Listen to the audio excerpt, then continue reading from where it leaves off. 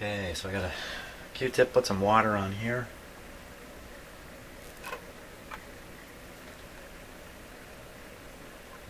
Just put a little bit of water, just wet up the knot a little bit.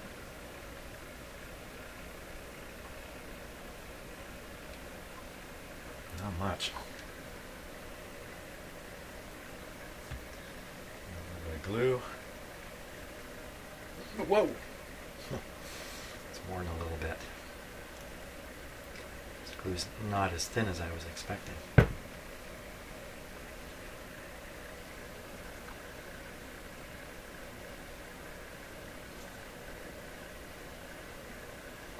we go.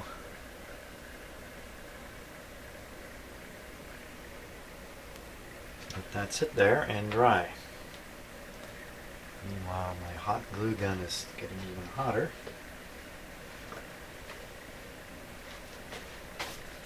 It's getting ready to drip. Not sure why I still have it out here. Oh, there's the button, low and high, on the back of it. Okay. It is a two-speed glue gun.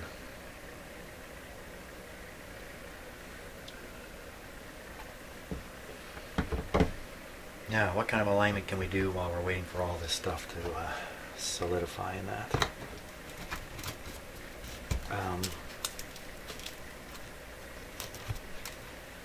We can start working on the IF alignment. Now, I do have the schematic for this radio. Where is it? Where has it gone? Uh-oh, looks like I gotta go off in search of things again. That's funny, I thought for sure I had it in here. Oh, I know where it is.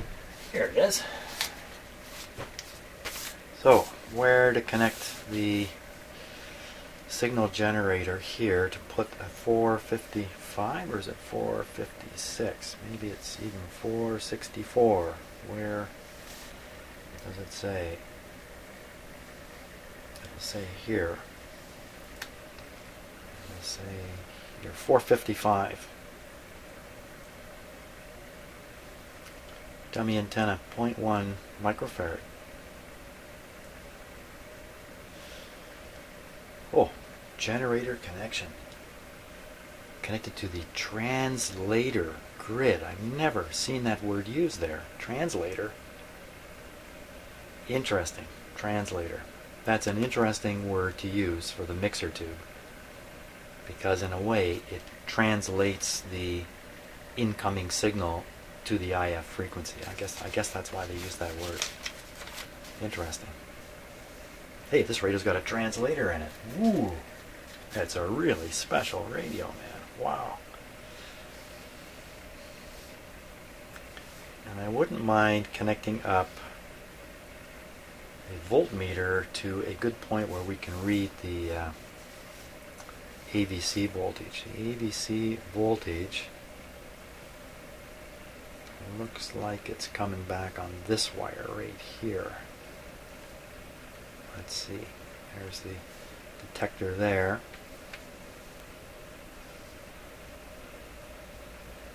Okay, so if that is the AVC line right there, that one there, just above my finger, it's controlling the front end RF tube, which you would expect. It's controlling the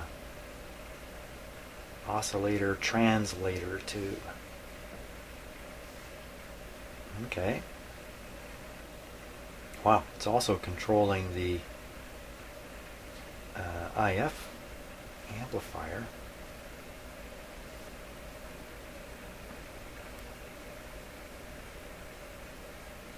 And controlling, no, it's being derived at this point. So it's derived from here. And then it's controlling the output. Holy smokes, man. Usually you just control the front end of the radio. If I got this right, it's controlling everything. Every tube. Wow. Okay. Maybe that's another feature of a really, really good radio. The automatic volume control is controlling many of the circuits. Great. Oh, so I never did what I was going to do.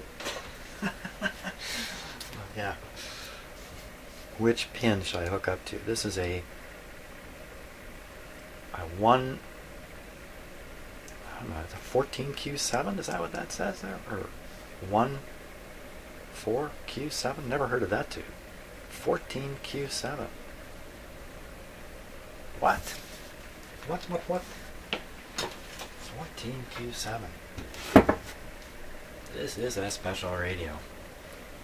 Oh yeah, I'm looking right at it. 14Q7. It says right on it. Never heard of it. Never heard of a 14 as the first number. Oh, there's a whole bunch of them. Ah, I'm in a new territory. What fun it is. 14Q7, pentagrid converter. Glass lock-in type, yep. This type is electrically identical with a metal type 6SA7 and another lock-in type 7Q7. Oh, wow, that's interesting. So, you know, somehow they've got to deal with the stop talking, start looking. All these tubes are in series. Yeah, all the tube heaters are in series, so they have to manage to drop the that's right, there's no power supply transformer in this radio. So they have to drop the whole line voltage, so I guess this one gets rid of 14 volts. So where do we want to connect? We want to either connect to grid 1, which is pin 4, or I think it would be grid 3,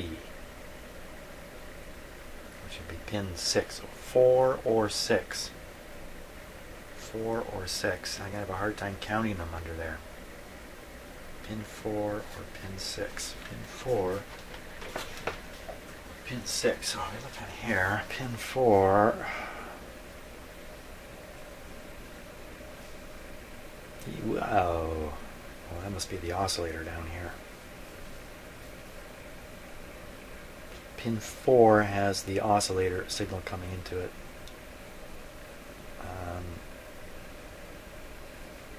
Pin 6. Pin 6 is the actual signal coming through the radio. So pin 6 is probably a better choice. To shove in 455. Now let's try it. Pin 6. See if I can figure out which one's pin 6 on the radio. Off with the power. Pin 6. Do we need the antenna connected during this process? Well, not for the next moment. A little awkward having that hanging on the back of the radio here.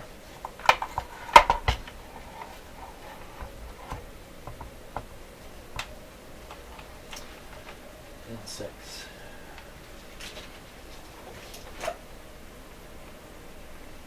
Just looking for a block of wood here. Where's my little blocks of wood? Ah!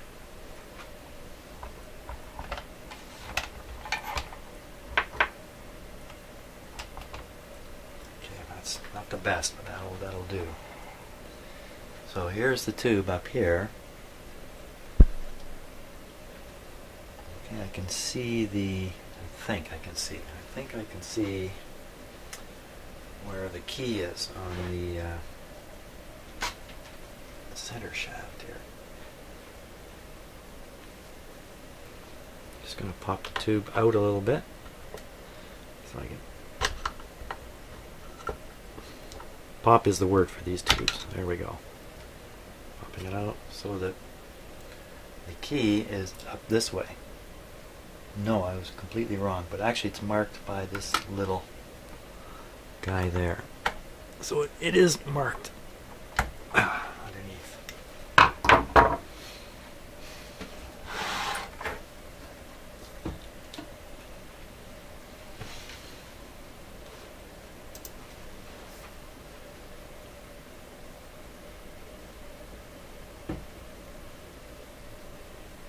There we go. Okay, now pin counting here. I'm not sure how well you can see this. That's the key. 1, 2, 3, 4, 5. This is 6. coming right from this coil. 6 is coming from a coil. Is that so? Is that really true? Pin 6, yeah, coming right from a coil.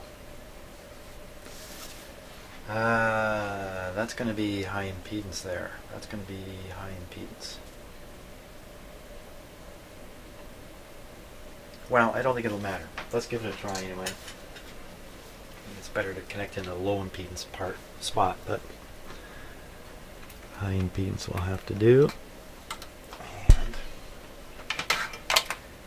we're better off connecting the negative of my signal generator to the negative point in the circuit here, B minus point, not the chassis.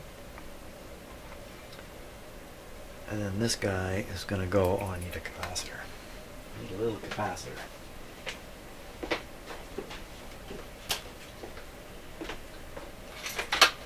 Rather than connect it straight in there, I have a capacitor for this purpose. Where is it? There it is. There it is up here.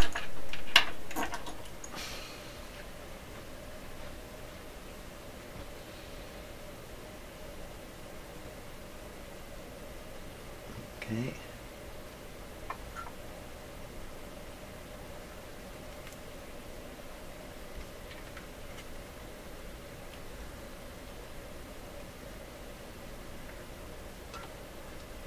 There we go. Connect that like that.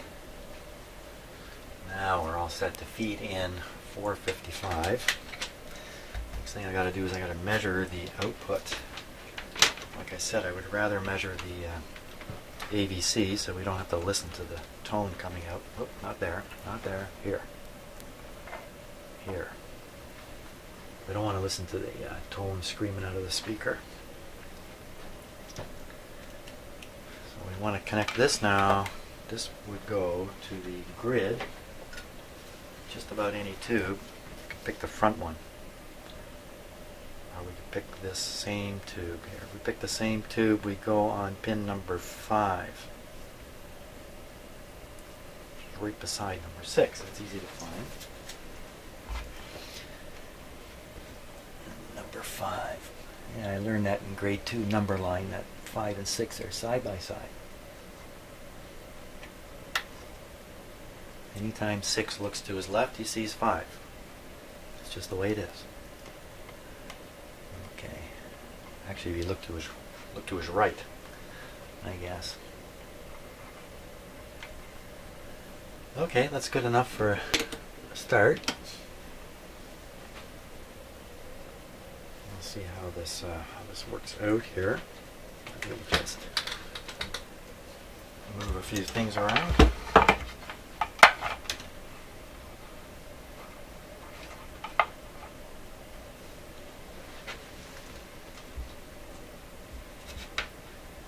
Tangle up here on my wires. Okay, hang on. Before we get into a wire snafu,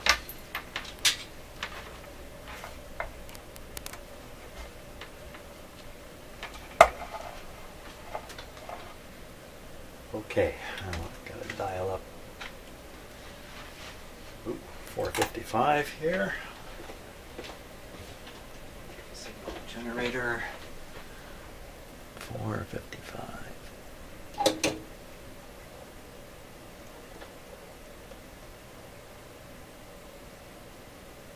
455. We'll reduce the output a little bit.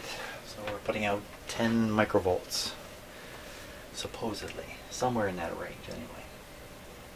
I think we're all set. Double check here for safety's sake. I better put that somewhere where I won't crush it. Next thing you know, I'll crush it. Funny wires hanging around. Okay, we're ready to go. Oh, oh, oh, oh, oh, oh. Everybody see that?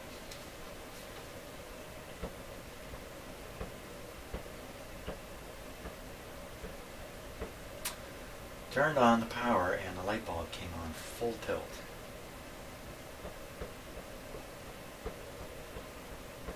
What has my foot tapping down there?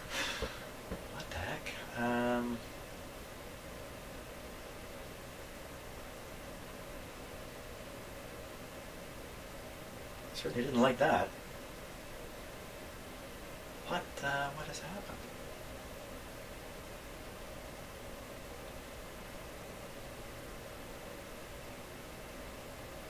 Let's just review and see if I've done something dumb. I'm really worried about these connections down here.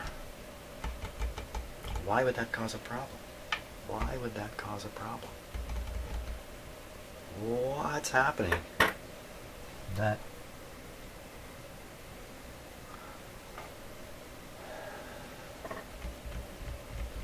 holy smokes.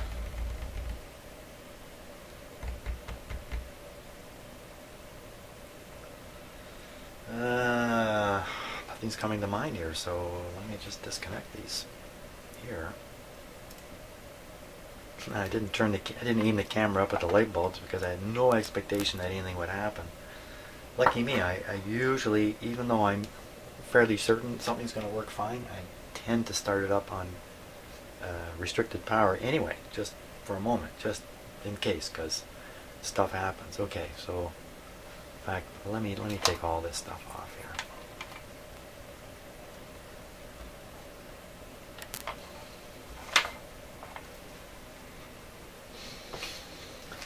This time I'll let you look up at the light bulbs, and we shall try again. Now normally this radio pulls so little current when I turn it on, this back light bulb barely glows. But this last time it came on full tilt. Okay, let's try it again.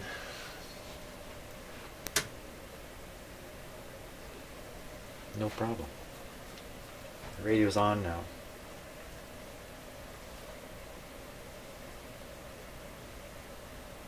What the heck goes on here?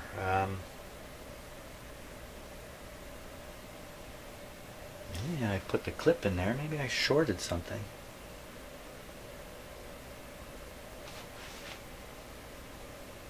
I don't see it. Okay. Power off.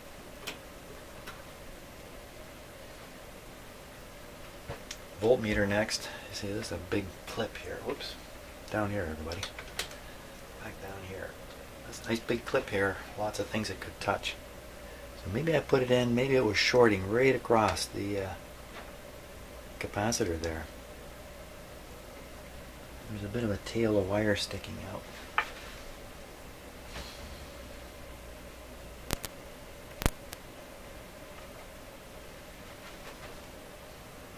That's probably what happened. I'm quite nervous.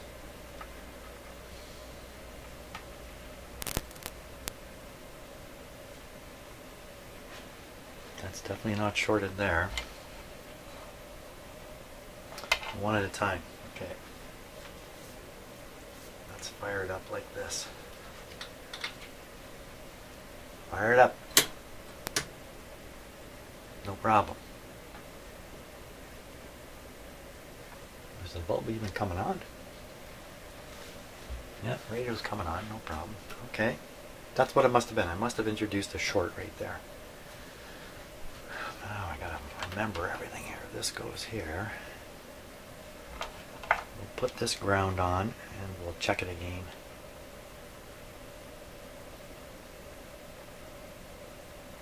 Okay, again, I'm pretty sure there's no short introduced there. Okay, power on.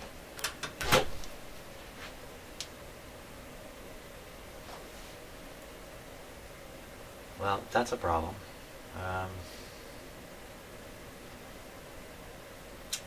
Wow, this is a sad state of affairs here. Yes, I just blew the circuit breaker.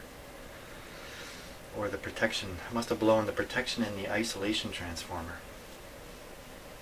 Have I got that wire disconnected now?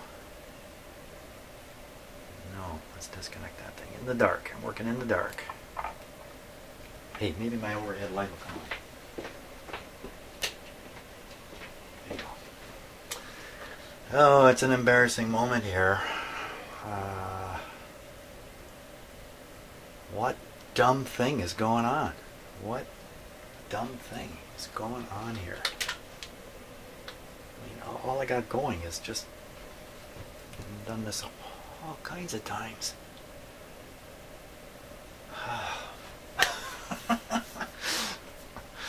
It's another day in Jim's shop.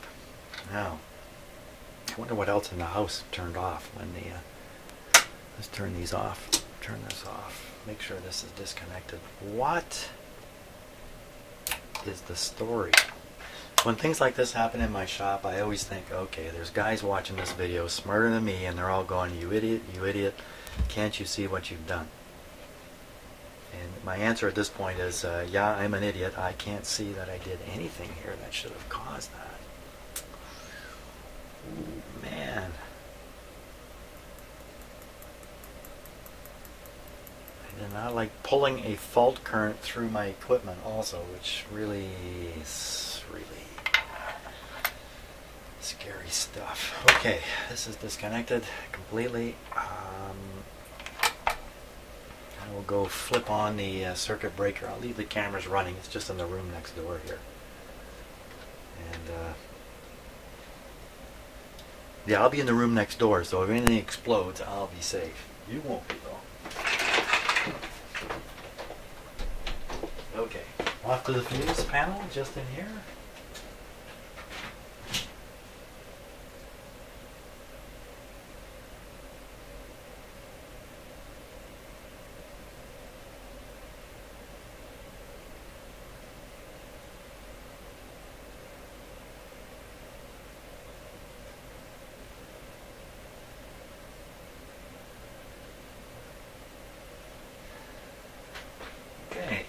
Right. Of course, I don't have a fuse panel in this house. I have circuit breakers. None of them appear to have tripped. So, next possibility is fuse in my isolation transformer. Hey, why don't we just take a look at my shop? Hey, you're going to get a shop tour now. It's amazing the camera, the computer kept rolling. Hey, you know what that tells me? The computer's rolling. I didn't blow the. I have not tripped the circuit breaker. I have tripped something here in my shop, which means it could untrip at any time unless it's a fuse. Which means, you know, could be like a thermal protection switch that could be resetting. I don't know what it is. So now I must go down, way down here. Oh man, there's nothing easy about this. Nothing easy about this here.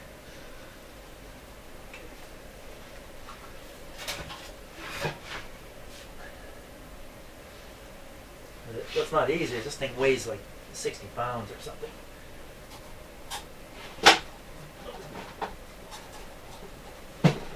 And I have a bunch of spare supplies stored under here. Here it comes. I can't pull it all the way out. Son of a gun. Son of a gun.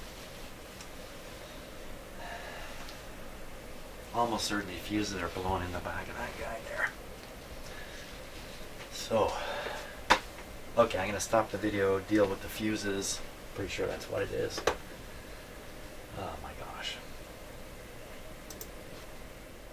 Well, sometimes you got to learn things by doing things. So there's no fuses in the back of my isolation transformer. There it is right there. It's a big professional model. It's a serious machine. It has a big on-off switch right there on the front of it. And that switch is off. The switch is off. So I'm going to guess that there is protection in here and that it actually mechanically snaps that switch. That switch is really a circuit breaker. So I'm going to I'm going to hit that switch. I'm going to hit that switch. And we'll, just for drama, I'm going to turn the lights off. My overhead light off. I like nothing like drama. And we'll reach down, turn on the switch, and hopefully just everything comes back on. Here we go. Ah. There we go. Okay, so I was thinking about what has happened here, what is happening here, what is going on. And you know what I think I did? Because I was fixing up my shop the other day, working along. See, I put this radio here and move a few things around and move these meters a little further down. Just shuffling stuff around and this and that. And I think I plugged this meter into a unisolated power bar intended for my computer only. I said, well, Jim, why would you ever do that? And the reason is because. Because I kind of forgot, I guess. That's my thinking. So, you can see the little light on here. I'm going to go down and pull some plugs and see if that light goes out. Like this one. There. Did that knock the light out? No. Okay. How about this one?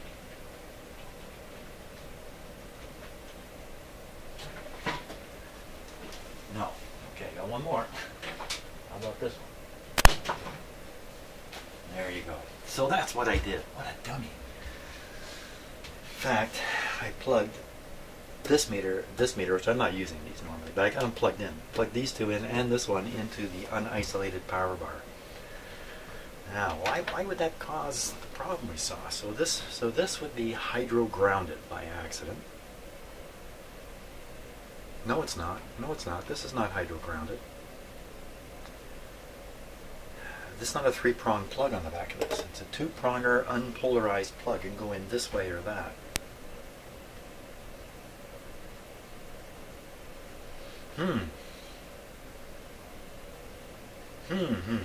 Now that's normally how you would plug this in. You would normally have this plugged into a regular grounded outlet, one way or the other.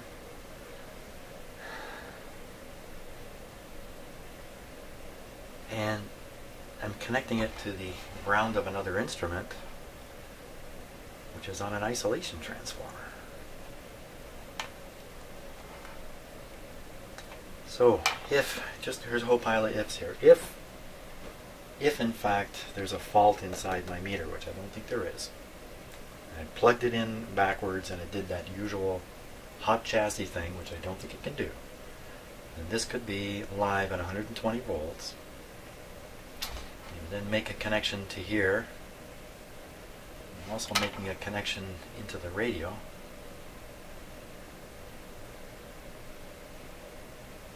The radio is plugged into an isolation transformer. I can't picture the circuit that would allow a fault current to travel. Unless there's something I don't understand here. Now, a lot of my bigger equipment is 3-prong plug. So it has a ground terminal, and the back of the isolation joint has provisions for that kind of plug to go in. And exactly what's going on inside with that ground terminal, I am not sure. I guess it's possible that, in fact, it doesn't make sense to me, but maybe that ground terminal is still grounded back to the hydro system. And what is not happening is the 120 volts is being provided through the transformer, so the 220 volt lines have no reference to earth ground. They're floating. But yet a ground is maintained on the 3rd prong, the idea being the 3rd prong is connecting to cabinetry and all kinds of stuff in here. Oh, wow. Is that really the case? My isolated transformer is not so isolated. How would I prove this? Okay, I'll prove this. How would I prove this? I gotta get this straight before I do any more, because I don't get a grip on what just happened, and I'm silly to continue working in here. There's obviously something I don't fully understand here.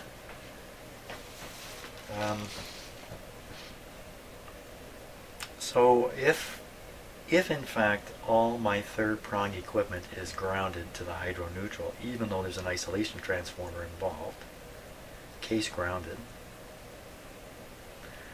I should be able to run a light bulb between